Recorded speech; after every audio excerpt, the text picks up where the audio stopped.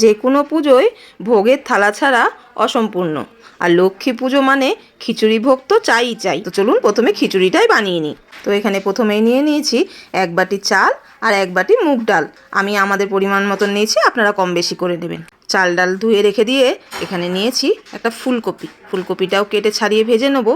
এদিকে জল বসিয়ে দিয়েছিলাম, মুগ ডাল ভেজে ধুয়ে দিয়ে দিলাম। ডালটা যখন ফুটে যাবে ওপর থেকে ফেনাগুলো ফেলে দেবো, আর এরপরে দিয়ে দেবো ধুয়ে রাখা গোবিন্দভোগ চালটাও। এদিকে চাল ডালটা ফুটতে থাকুক, চলুন মশলাটা করে নিই। প্রথমে কড়াইয়ে তেল দিয়ে দিয়েছি, দিয়ে একটুখানি গাজরও ভেজে তুলে নেবো।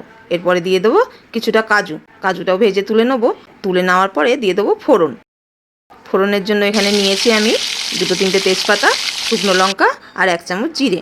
ফোড়নটা যখন ভাজা হয়ে যাবে তারপরে দিয়ে দেবো একটা টমেটো দেওয়ার পরে দিয়ে দিয়েছি নুন দিয়ে টমেটোটা একটু ভাজা হয়ে এলে দিয়ে দিলাম আদা বাটা, দিয়ে দিলাম হলুদ গুঁড়ো, ধনে গুঁড়ো, জিরে গুঁড়ো সব দিয়ে মশলাটা আরও একটু ভালো করে কষিয়ে নেবো। মশলাটা যখন একটু কষানো হয়ে আসবে দিয়ে দেবো ভাজা সবজিটা দেওয়ার পরে অল্প একটু জল দিয়ে ঢাকা দিয়ে ফুলকপিটা ভালো করে কষিয়ে নেবো। ভালো করে যখন মশলাটা কষানো হয়ে যাবে দিয়ে দেবো খিচুড়ির ওপরে। চাল ডালগুলো সেদ্ধ হয়েই এসছে, এরপরে কপিটা দিয়ে আরও ভালো করে সেদ্ধ করে নেবো।